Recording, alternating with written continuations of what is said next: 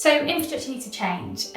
When I talk about infrastructure, I mean transport, energy, waste, water, digital communications, flood protection. And all of those systems are crucial to our well-being and our economic, social and environmental well-being. But in its current form, infrastructure is neither sustainable nor resilient, and both the Committee on Climate Change and the National Infrastructure Commission have identified a need for infrastructure to transform fundamentally for it to meet its UK Sustainable Development Goals, but also net zero commitments. We know infrastructure needs to change, but uncertainty makes change difficult. Improving existing infrastructure is challenging. There are uncertainties around the impacts of climate change, around technology development, and the way that users are changing the way they use infrastructure.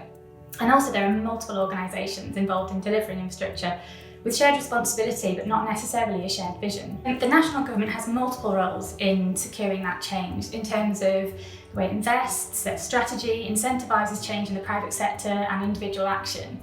And decisions taken in all of these different roles and departments will directly affect the success of infrastructure transformation.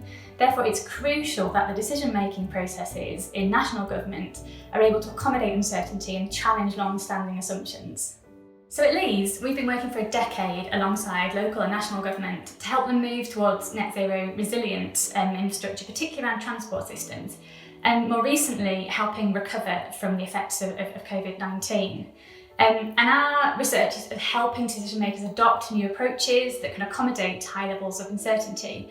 And these new decision-making tools can also help overcome some of those barriers to change, particularly supporting collaborative decisions that can involve lots of different stakeholders with competing voices. And also what our research has shown is the importance of infrastructure in providing societal value, as well as economic prosperity. However, the assumptions about infrastructure's impact on economic growth we think have been overestimated, and the societal value of some services has been underestimated. For example, the importance of trips between cities have been overestimated, and the societal values of certain services like buses and walking have been underestimated. Whilst our research has been focused at the local level, we think there are three key findings for national government. Firstly, new decision-making approaches that incorporate uncertainty are essential to responding to challenges like COVID and the climate crisis. Our current approach to decision-making do not work, and these new decision-making methods are available now and they can be quickly adapted for use. Secondly, collaborative decision-making is key, so we need better coordination between sectors, departments, organisations, and the public should also be part of that to ensure that infrastructure addresses the societal value. And again, there are methods that can support this. And thirdly, infrastructure needs to be considered as a provider of well-being, not just economic growth.